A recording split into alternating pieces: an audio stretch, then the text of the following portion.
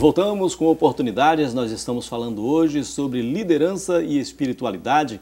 No bloco anterior eu prometi mostrar o vídeo sobre Rede do Bem Espiritual e Sustentável, vídeo produzido inclusive pela Fernanda Cosimenco, tem roteiro do Cideberg. É a Fernanda. É a Fernanda, né? Eu sou vítima no vídeo. Ele é personagem do vídeo. O Cideberg é o personagem central do vídeo. Para a gente entender um pouco do Cideberg, para a gente entender um pouco do que a gente está falando sobre a espiritualidade, eu ia mostrar o vídeo por inteiro, né? Mas ele tem 20 minutos, Fernanda?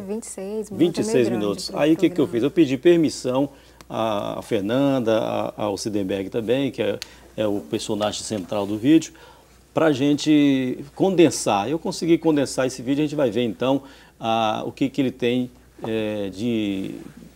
de mensagem para a gente entender o tema do programa de hoje. Vamos soltar então o vídeo.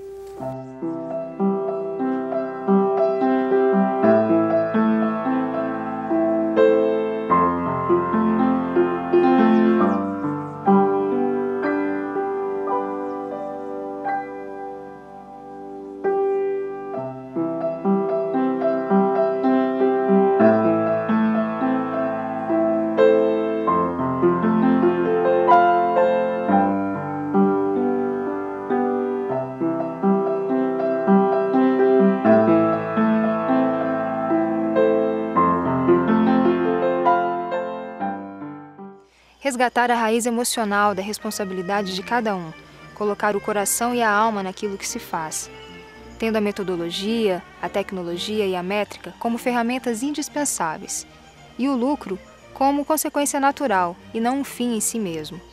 Esse é, se não o único, o caminho mais curto e eficiente para se atingir resultados e alcançar a sustentabilidade. E é um caminho tão óbvio. Mas não admira que exatamente o óbvio esteja tão obscurecido nos dias competitivos e individualistas de hoje. A miséria também é óbvia, grita aos olhos. Preenche as calçadas das periferias e das avenidas mais sofisticadas do mundo, mas nem todos a enxergam. E é para nos ajudar a enxergar a miséria e também esse caminho mais simples para a sustentabilidade que o escritor, poeta, cineasta, músico e escultor e gerente de responsabilidade social, Cideberg Rodrigues, lançou seu segundo livro, Miséria Móvel.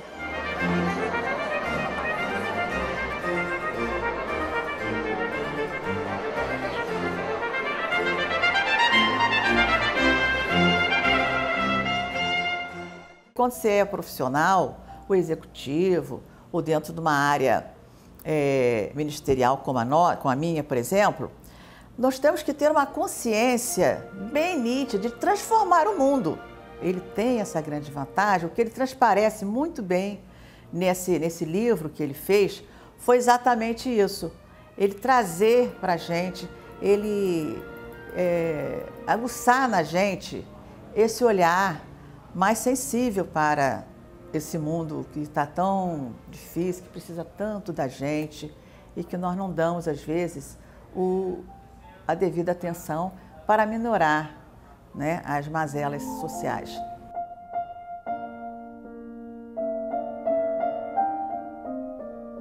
Entender o poder transformador de um livro tão simples fica mais fácil quando o compreendemos como parte da obra maior do autor, que é a sua Rede do Bem, como ele gosta de chamar, uma extensa e diversificada rede de amigos, colegas de trabalho e de militância que ele aglutina por onde passa, graças a uma postura crítica e ao mesmo tempo amorosa e solidária sobre a realidade humana. Postura proclamada em livros, filmes, palestras e principalmente em ações cotidianas, como pessoa, cidadão e executivo de comunicação e responsabilidade social. Eu fui surpreendido pelo Cideberg com essa perspectiva, com esse olhar. E é um olhar muito interessante, porque a gente tem, geralmente vê espiritualidade por um outro lado, um outro viés. E esse viés que ele nos mostra, que ele nos apresenta, é um viés muito mais simples, né? E que realmente, se a gente parar e pensar, é um viés que pode dar um resultado muito grande em prol do próximo. Os funcionários não são máquinas, são pessoas. E às vezes se cobra demais desse funcionário sem saber que ele intimamente está carregando um grande problema que precisa de uma ajuda, de um olhar, de paciência. As pessoas precisam de um apoio moral, precisam de uma conversa. O que é uma empresa dialógica? Uma empresa que abre o coração e a alma e bota o coração e a alma nos seus projetos sociais. Os seus empregados trabalham com o coração e a alma e paixão pelo que fazem. Consequentemente, a gente começa a perceber que o germe da felicidade ele vai sendo plantado e aí floresce todo um conjunto harmônico de desenvolvimento social, humano, espiritual e como se quiser olhar, levando a um conjunto equilibrado de desenvolvimento. Uma empresa dialógica é uma empresa com muitas interfaces, é uma empresa que ela tem muitos pontos a melhorar, mas absolutamente nada a esconder. É uma empresa que troca com o meio. E como uma célula, trocar com o meio significa estar perfeitamente, organicamente integrado nesse meio, que vai levar ao aprendizado, ao ensino, a evolução conjunta do tecido social que se está inserido. É assim, com obras e ações, que Swedenborg prova que a verdade, o profissionalismo e o envolvimento emocional são os valores essenciais para viabilizar resultados profissionais relevantes e perenes. Resultados que, ao invés de concorrer, contribuem para a construção de uma sociedade mais justa e humana, e uma humanidade comprometida, acima de tudo, com o crescimento espiritual. Esse sim, condição essencial para que toda essa transformação ocorra. A gente está correndo atrás de alguma coisa que a gente nem mesmo sabe o que, com tempos curtíssimos, cronogramas apertadíssimos, e não temos tempo a perceber nem nós mesmos, quanto mais o outro, que precisa de ajuda. Tornando as pessoas mais sensíveis, elas começam a se perceber como um conjunto que tem que estar interagindo bem consigo mesmo, ou seja, a pessoa tem que relacionar primeiro bem com ela, depois com o outro, depois com o meio. E a partir dessa percepção, elas começam a se dar conta de que há uma necessidade de se resgatar a raiz emocional da responsabilidade, que é a compaixão, para que elas percebam o mundo como um pensar coletivo. E, consequentemente, ela se atribui aí uma corresponsabilidade para que isso aconteça.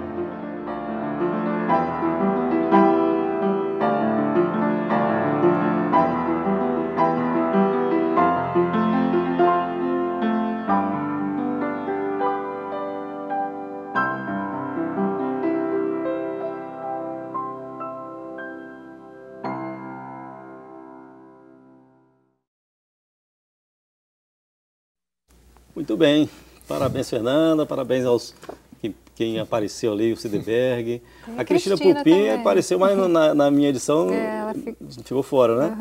Uhum. Eu gostaria de ouvir a Fernanda primeiro, até chegar no Swedenborg aqui, sobre o vídeo. É possível, então, haver um comprometimento social, né, Fernanda?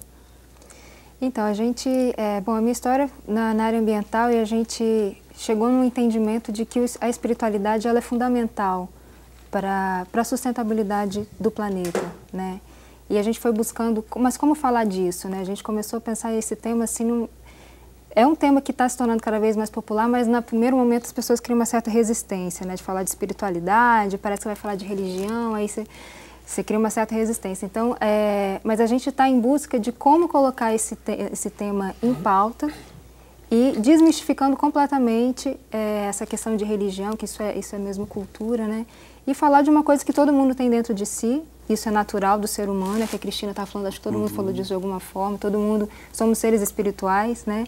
E como é que a gente coloca essa nossa espiritualidade, que significa intuição, significa sensibilidade, significa compaixão, amor, né? Jesus Cristo, todos os grandes mestres espirituais sempre falaram isso, né? E como que a gente coloca isso a serviço da nossa sustentabilidade pessoal, né? Sobreviver, trabalhar, e tarará, e nossas metas pessoais, ir numa empresa, ir numa ONG, numa academia, né? Como é que a academia Nosso vê meio, isso, né? Nossa casa, o planeta, né? A academia tão científica, tão fria, tão metódica, vamos falar de espiritualidade na academia. Deve ser um choque também, né, Rossana? Não, já tem sido, por exemplo, discutida essa questão do espiritual, de religião, na área de sociologia, por exemplo. A gente tem a sociologia da religião, né? E fora a religião, como é que a gente pode falar isso? A própria questão dentro da academia, quando você trabalha a questão da necessidade de integração, de respeito ao próximo, da compaixão, de que a própria questão da liderança né? Como o Guilherme falou, você pode ter chefes e não ter líderes. Então, quer dizer, você só vai conseguir realmente fazer a diferença, porque eu digo sempre o seguinte, as pessoas, ninguém é insubstituível, mas nós podemos nos fazer necessários. Eu acho que ser necessário hoje passa por isso. São pequenos gestos, é um bom dia, como vai, está tudo bem. Quando você consegue, por exemplo, perceber uma tristeza no olhar de uma pessoa. Então, nós estamos que meio que nos colocamos uma máscara, atores o tempo inteiro, mas atores nos esquecendo de valores que são extremamente simples. É sermos nós mesmos, né? É poder chorar, é poder rir, é poder brincar. Então, os manuais, por exemplo, eu morro de rir às vezes, os manuais de RH, as receitas, como você tem que se comportar, como que você tem que falar, como que você tem que agir, ou seja, você desaparece, né? Então, isso não existe, nós temos que começar, e é isso, esse resgate, que eu acho que é fundamental esse vídeo, no sentido de quê? De começar a despertar, a sensibilizar. Até porque a espiritualidade, ela é bela. Você vê um vídeo desse, as imagens que são mostradas, a flor, a natureza, o animal, a espiritualidade passa por isso. Porque o ser humano parece que está secando os olhos, né? Quando a gente coloca tudo junto, um povo de lá do Oriente junto com o do Ocidente, a gente percebe a grandeza do mundo, né? Exatamente, né, e essa Cristina? diversidade. Vamos ver, Cristina, agora sobre essa questão. Que me preocupa muito que a sociedade, ela cobra a competitividade do indivíduo, né? E a gente vem no contraponto, né? Que até quando a gente está sendo solidário ao outro, né? E aí passa muito pela questão pessoal, né? Eu primeiro tenho que gostar de mim mesmo. Para mim poder gostar do outro, eu tenho que gostar primeiro de mim mesmo. E aí a gente tem um slogan que fala, quem ama, cuida.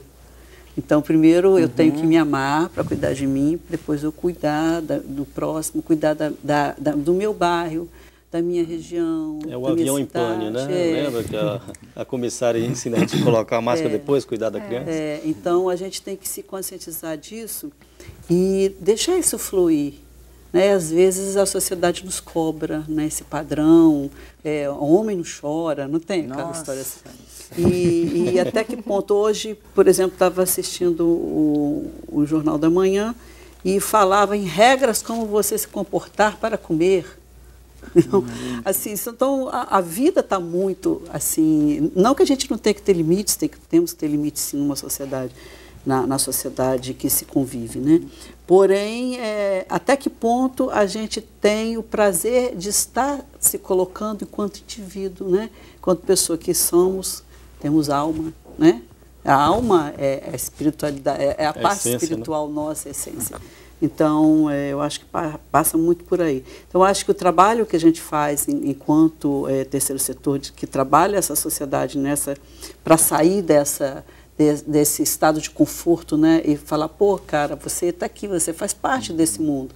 Então, vem cá, vamos sair desse estado de conforto, vem trabalhar. E o Cid aborda muito isso, né? No vídeo, o vídeo mostra muito essa mudança comportamental do ser humano. Vamos ouvir o Cid agora, então. Pois é, e estando no ambiente empresarial, vocês imaginam se é difícil você implementar isso dentro até de igrejas, que a gente vê igrejas mais mercantilistas e econômicas do que propriamente espirituais. Por isso que religião e espiritualidade são duas coisas que podem não estar juntas. Você pode ser espiritual sem ser religioso, pode ser religioso sem ser espiritual. E nós estamos num ambiente empresarial, nós estamos num ambiente extremamente competitivo de acumulação, né? Nós estamos num paradigma capitalista. Aí, a meta é o lucro, né? É lucro. A gente costuma dizer que a gente não pode perder o lucro de perspectiva e o ser humano de foco. Então é um paradoxo ao mesmo tempo em que é muito difícil uma ginástica que você faz. Mas se a gente voltar, até bebendo na água da minha professora querida aqui do mestrado, o Max Weber, ele tentou explicar a lógica do desenvolvimento capitalista pelo ângulo da espiritualidade e da cultura. As pessoas tinham que acumular para reinvestir e gerar novos postos de trabalho, né? Porque, segundo a lógica, Deus gosta muito da prosperidade e tal, e isso orientou os empresários na época a reinvestir. Mas entrou uma tal de tecnologia aí, que você não reinveste em igual proporção o lucro, porque a tecnologia substitui pessoas, e você não investe em igual proporção. E se a gente perceber hoje que a causa das desigualdades sociais, um dos afluentes é a acumulação a ganância excessiva do mundo, é assim que funciona. O mundo é acumulativo por natureza, né?